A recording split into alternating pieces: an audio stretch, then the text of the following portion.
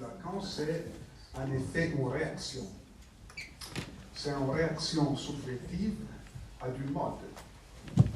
Et cette mode, c'est une mode d'école. Si nous prenons pour exemple l'expérience de la passe, et pour Lacan c'est l'expérience des enseignements, nous pouvons dire le seul enseignement possible.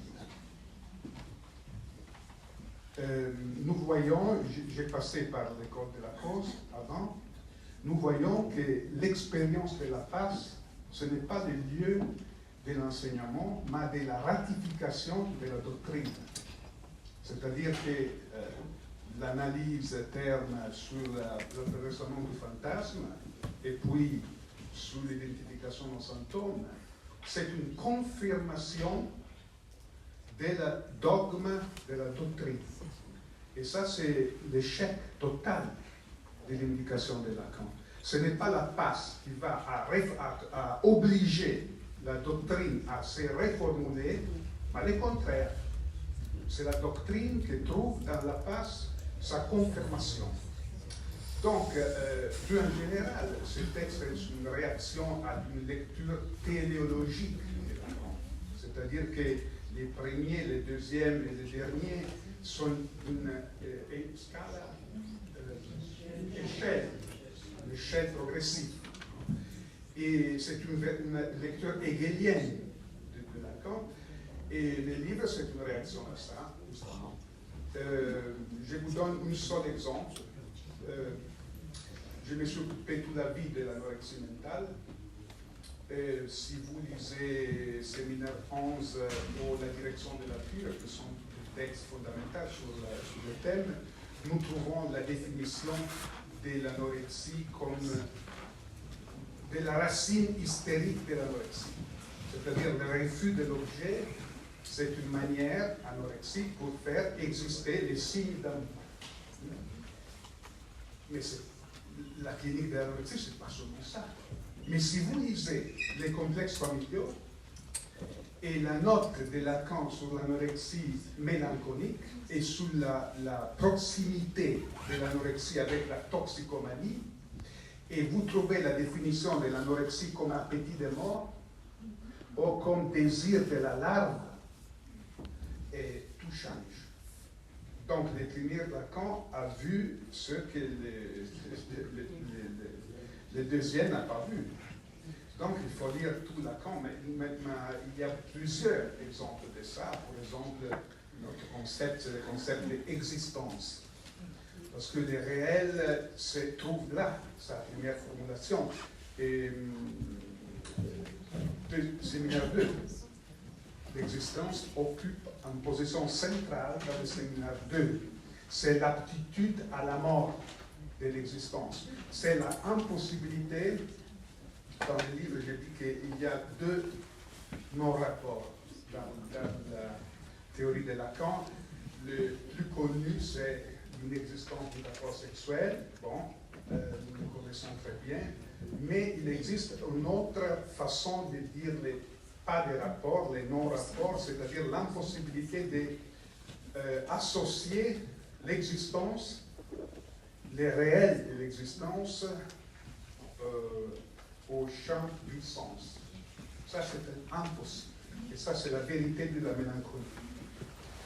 Quand j'écoute un passant mélancolique, je pense, passant mélancolique qui peut dire « nous sommes poussière destinée à revenir poussière », je pense, c'est vrai.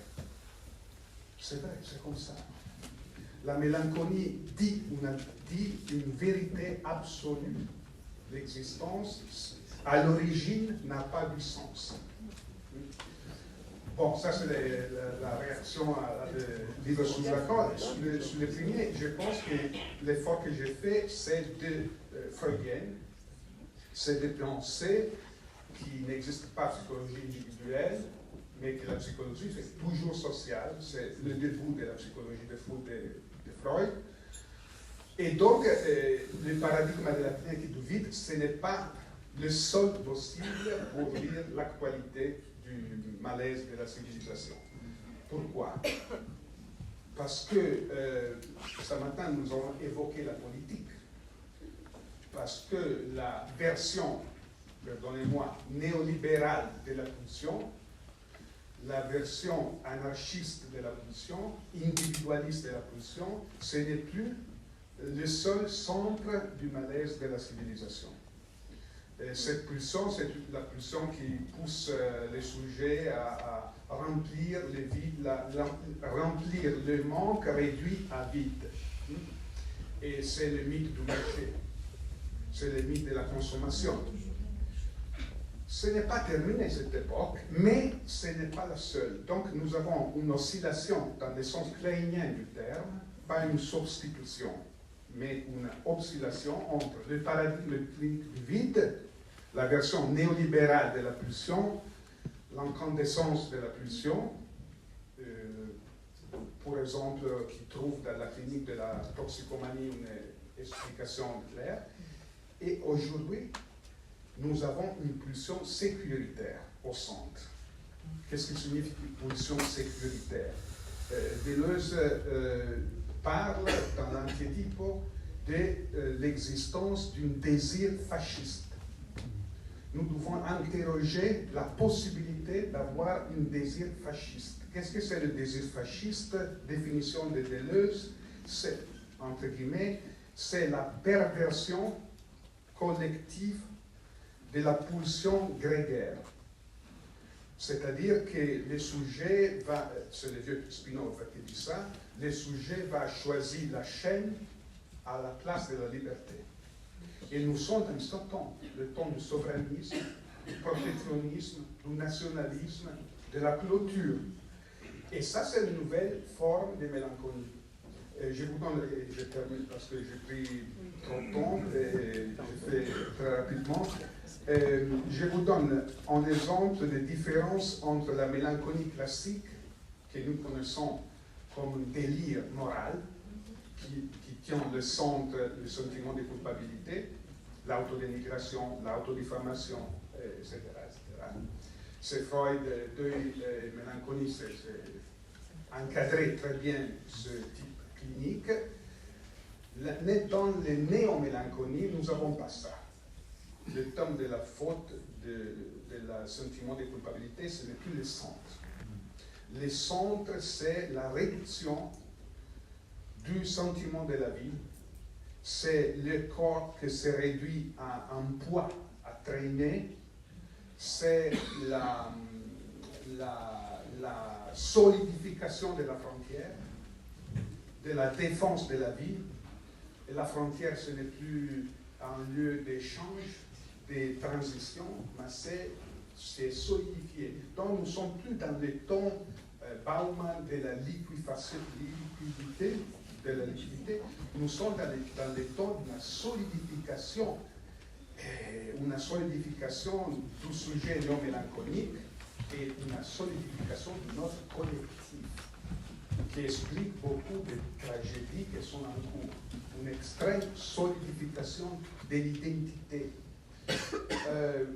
Le seul exemple que je voudrais donner de cette nouvelle clinique, encore en référence à l'anorexie, mais pas seulement l'anorexie, nous voyons les nouvelles générations la difficulté à vivre à l'ouvert. La tendance de la pulsion que j'appelle claustrale, de clôture. Cette claustration du sujet, une introversion de la libido, c'est une formule de la psychiatrie, non? Une introversion de la libido, c'est un trait fondamental de la nouvelle mélancolie. Et l'exemple que je voudrais vous faire, c'est l'application que j'ai essayé de faire dans mon livre d'un principe freudien qui se trouve dans l'article Les problèmes économiques du masochisme, où Freud cite le principe du nirvana. Et je pense que le centre de la clinique néomélancolique, c'est le principe du nirvana. Si je peux essayer de trouver une synthèse extrême. Quelle est la définition que Freud donne des principes du nirvana? C'est la narcotisation du principe de plaisir. C'est-à-dire, j'ai traduit comme ça, l'application à la lettre du principe de plaisir, réduction de l'attention et aspiration à le zéro. Aspiration au zéro. Le zéro, séminaire 23, le zéro absolu, le feu froid, c'est le vrai nom du réel. Merci beaucoup.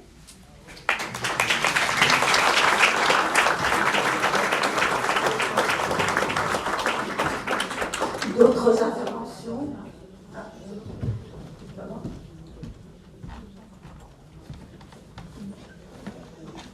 Moi, je voudrais